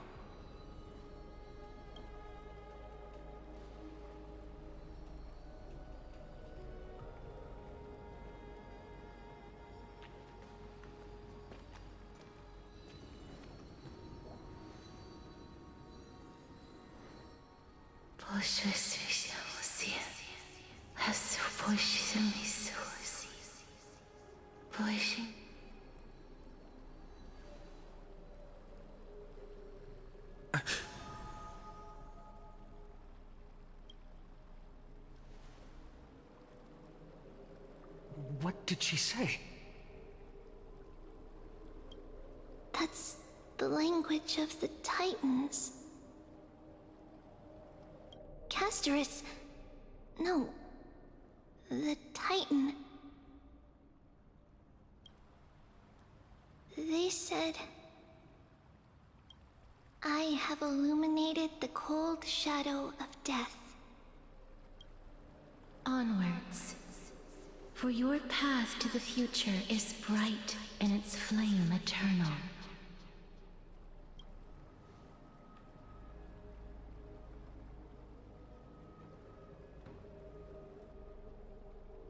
Do not forget.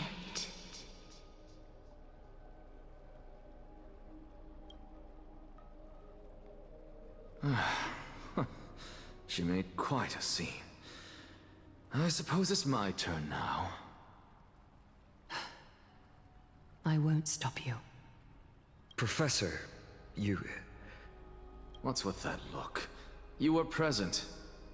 So, let's get this execution over with. We wouldn't want to bring shame to Akima's divine laws or keep me from creating a new world. You never change, do you, Professor? I don't understand. If your theory is correct, you'll lose all memories of your past life once you become a Titan. So what's the point of becoming a god?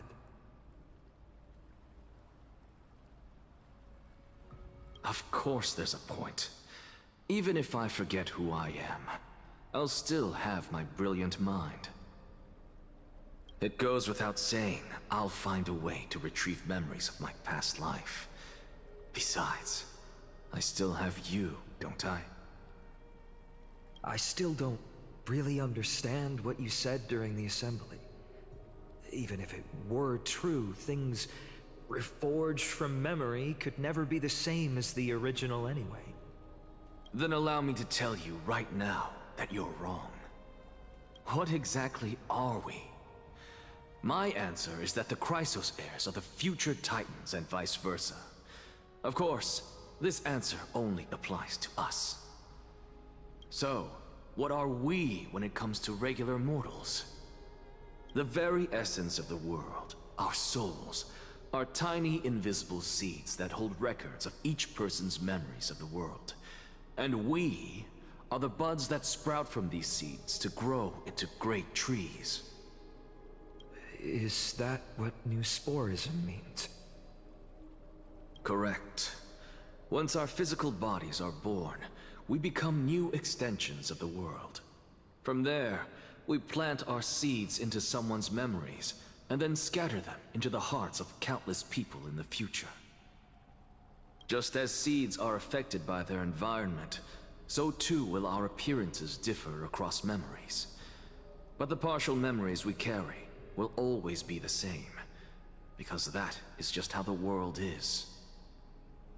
To destroy our very existence, one must destroy the world itself.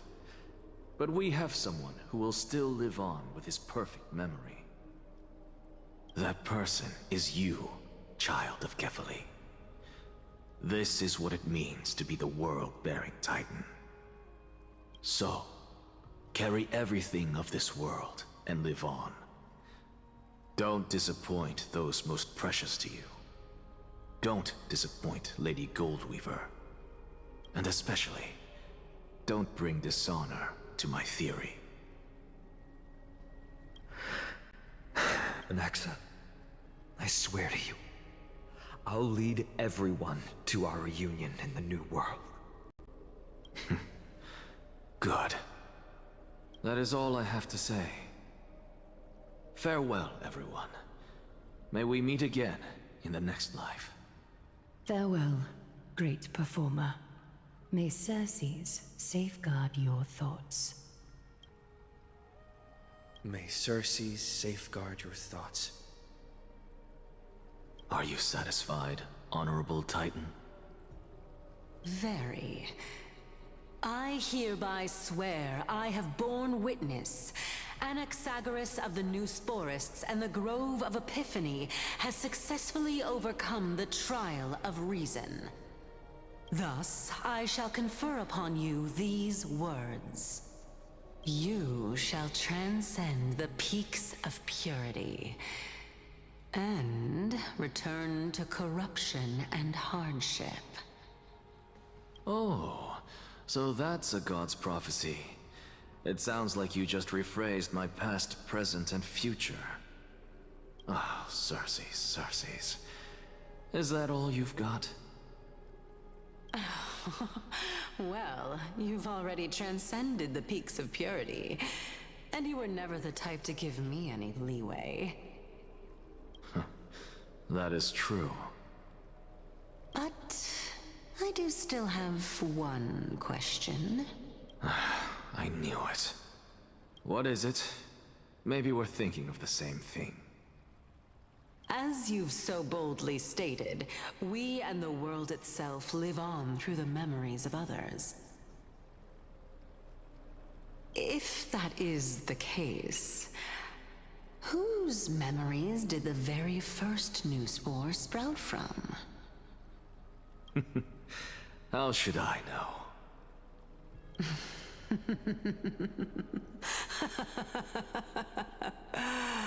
Oh my.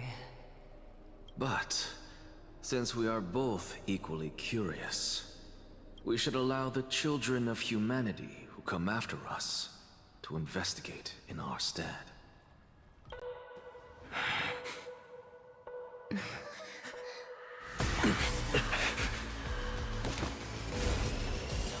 Rejoice, Circes. I sow the seeds of suspicion in the new world with your soul! And now, the objective is complete. That is all.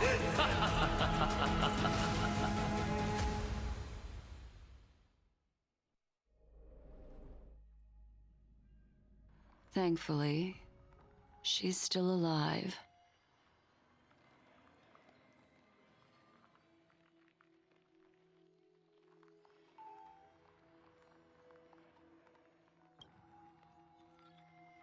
Was March 7th also in this condition when she was first rescued by the Express?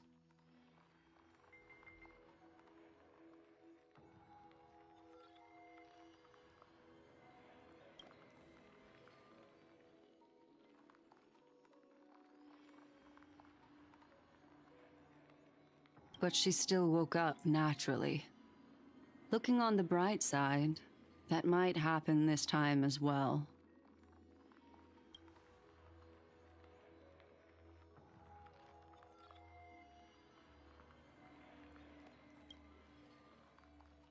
I do not have conclusive evidence, but judging by her current condition, perhaps March 7th's memories have been hijacked. Think about it, Miss Himiko.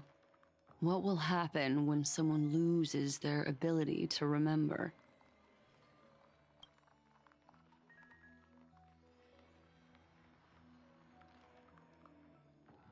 Unfortunately, short-term memory is an entirely different concept from the inability to remember.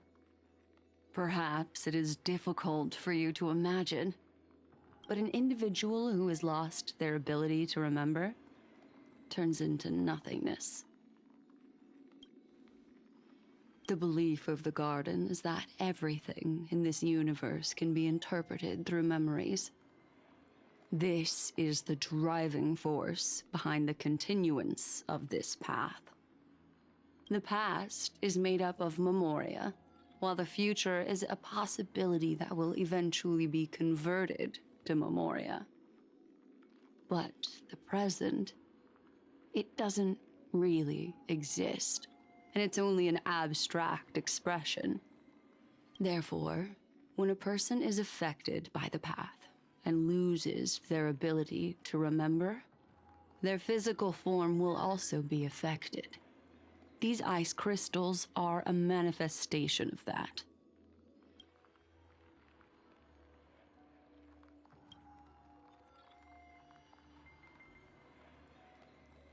Is Miss Himiko suspicious of me? In other words, now is the time for me to prove my innocence. That's not a problem, of course. The true reason behind my intentions is that Amphorius holds special significance. For some memo keepers of the Garden with extremist views, it is a perfect example. A world that can only be seen through the Garden's mirror means that memo keepers have the right to keep the world in their private collection. They might unleash their wild ambitions and remodel more worlds into a similar form.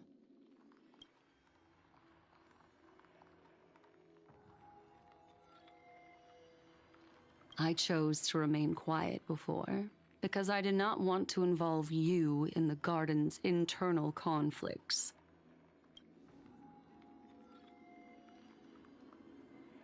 you can be even bolder with your guesses. The people that I'm talking about, they aren't just individuals. They are an organization that has already attached itself to the pinky finger of Fu Li. I cannot be certain, but at the very least, they are capable of doing so.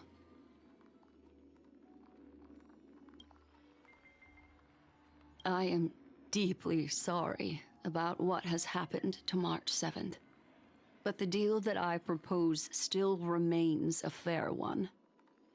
Amphorius is still an excellent destination, and investigating further might allow us to uncover the truth behind the accident.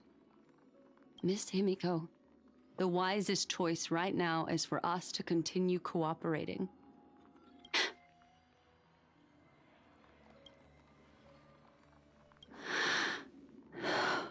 Let me take back a part of what I said just now, Miss Himiko.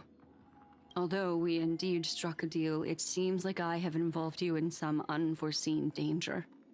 Please accept my deepest apologies.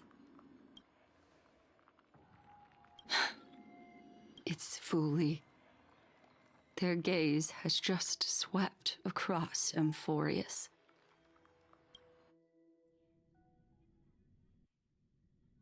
Oh, how interesting. I never expected a mere memo snatcher to be actually hiding so much inside her head. What's even more interesting is that the word Amphorius has appeared in her subconscious. This lady seems to be having fun. Is she usually like this? It's, hard to explain. What are you two whispering about? Has it not occurred to you that I can hear everything clearly? Please pardon me, Madam Herta. Would you mind sharing with us what you've discovered? The ones who need help are the Astral Express. You will have to put up with my methods, even if they are rather unconventional. Let's get back to the topic. By using the fourth mirror, I rummaged through the brain of this memo snatcher and learned a good deal. Not only does this person know of Amphorius, but there are also many memo keepers who are interested in the place. I searched through her consciousness and found the following terms: the Eternal Land, the Rejected Land, and the private collection of the Garden of Recollection. It seems like Miss Black Swan is indeed hiding some things from us. Since I'm not able to find any useful clues from the outside, why don't I personally visit this mysterious Amphorius? You're planning to head to Amphorius yourself? Yes, but not in the flesh like you all foolishly did. See these Herta mirrors? With them, I can project my data spirit entity to any corner of the cosmos through spatial warps, without even needing to leave my room. But of course, these corners of the cosmos must be within the coverage zone of inter-astral peace communications. After all, this is collaborative technology. I see. You do seem like the more indoor type. Although that star zone is not within the network of the IPC, the Express itself can serve as a signal station. Come, give me the astral chart coordinates. Then, sit back and enjoy the show.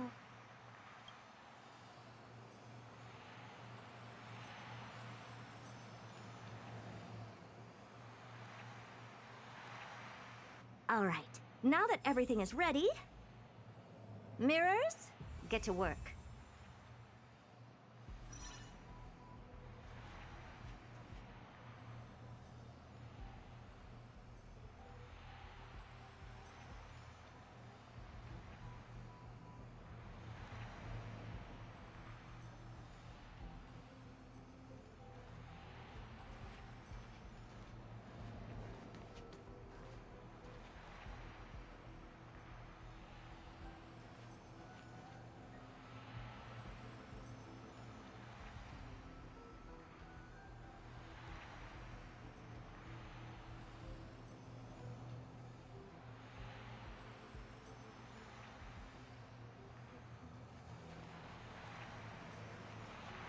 First mirror, input the coordinates. You'll be in charge of the spatial warp. As you command, Madam Herda. The preparations are complete. I wish you a pleasant journey ahead.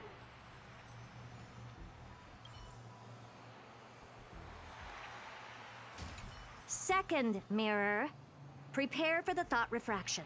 There's still some distance from the Astral Express to the Amphoria's celestial body. You're in charge of sending me over. This time, raise the power to the maximum. Don't be stingy. Oh, okay. I won't fail the mission, Madam Herda.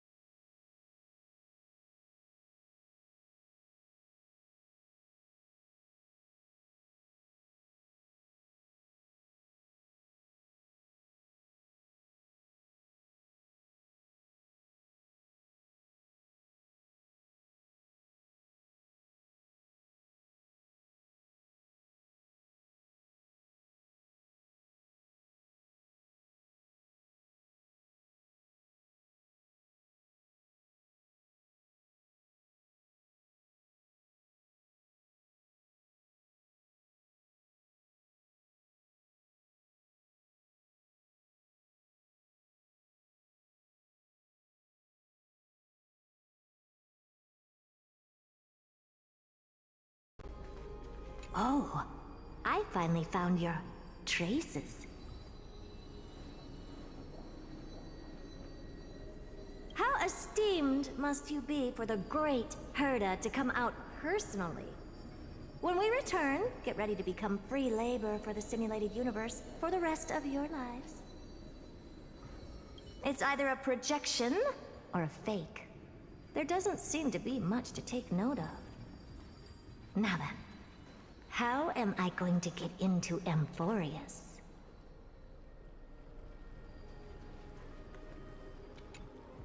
My deepest apologies, esteemed lady.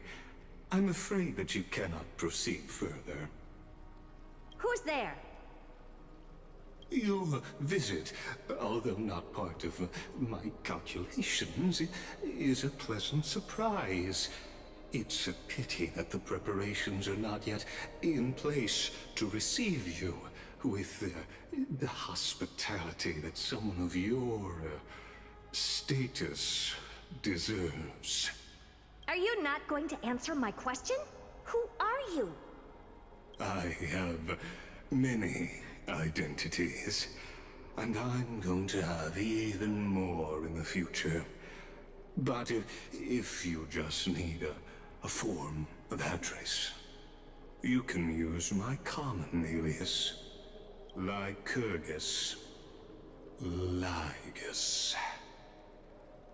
All right, Lygus. But you can't possibly think that I'm just asking for a name, can you? Regrettably, I do not have the authority to share more information.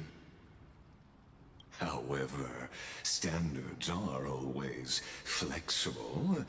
While not violating the ultimate protocol, I'm able to disclose this piece of information.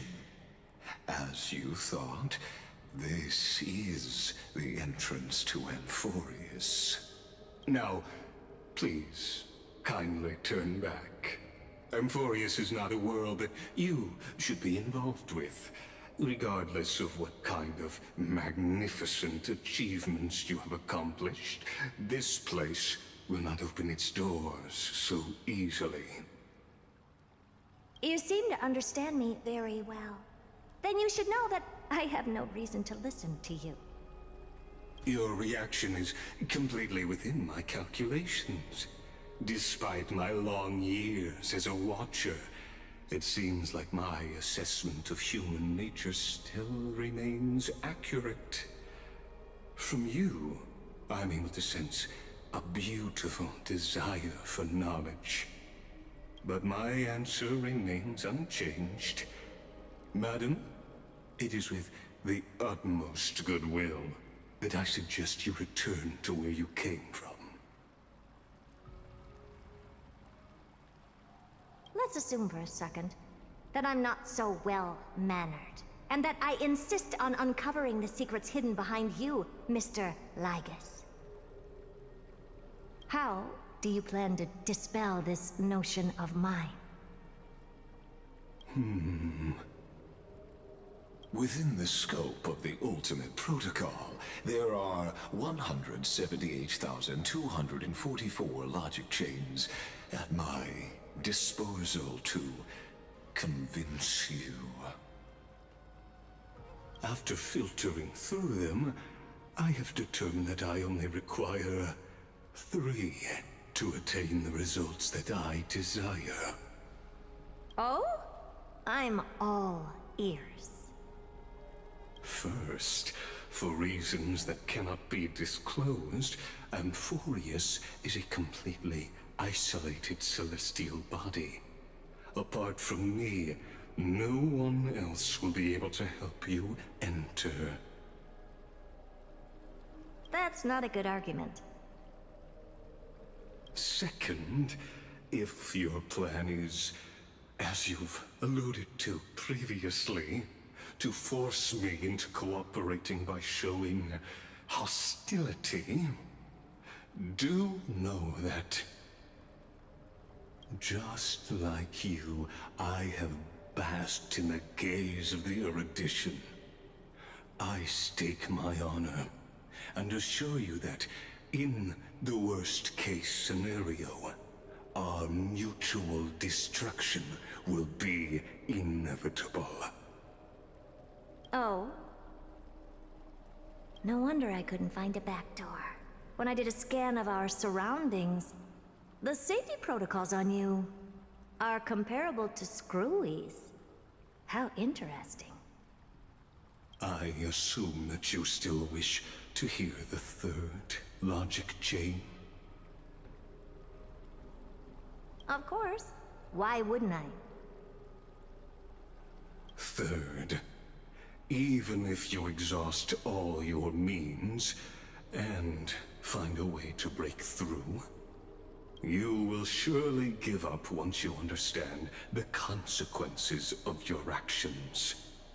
After all, throughout your long life, as much as you'd hate to admit, your conscience has played a crucial role. What a brazen robot. You think that you can actually understand me through your paltry calculations? But since you put it that way, why don't you tell me what these consequences will be? It concerns the 3rd path, that is, entangled with Amphorius. A path that you and your friends still very much lack understanding of. The destruction. So, if you ignore my warnings and persist in your ways, you will break the shackles of a Lord Ravager. And when that happens, their fury will engulf the cosmos.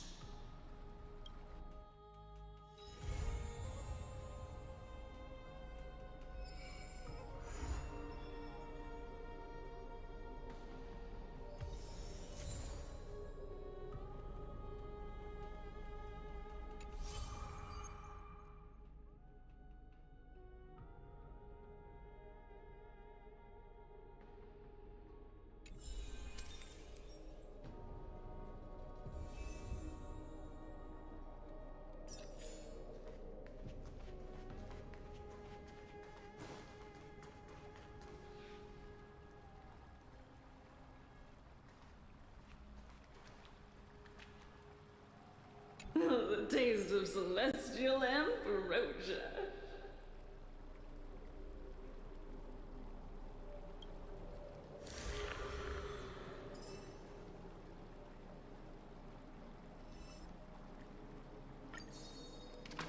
Woo! The sweet waves are surging!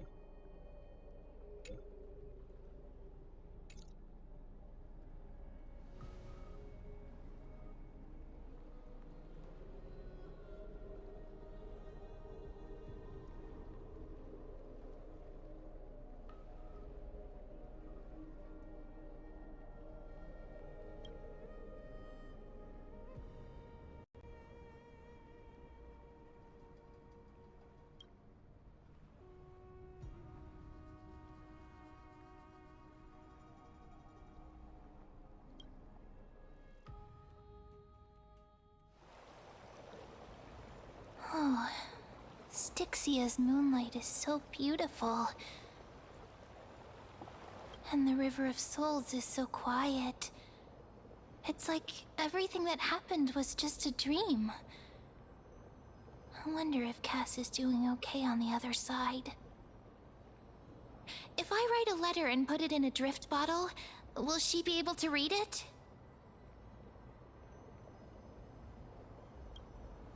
No.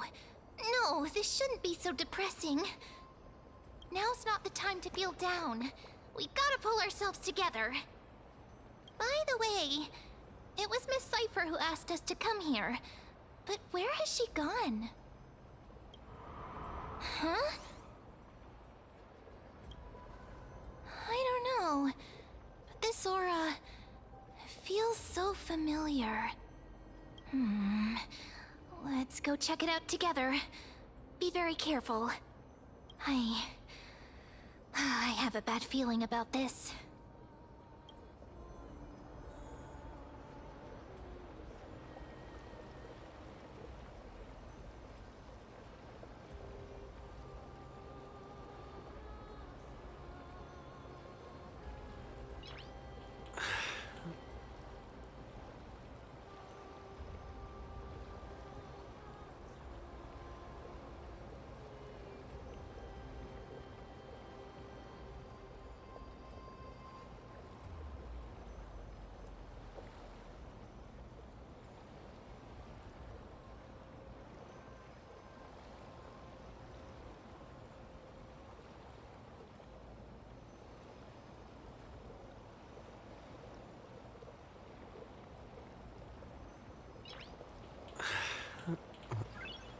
Nice.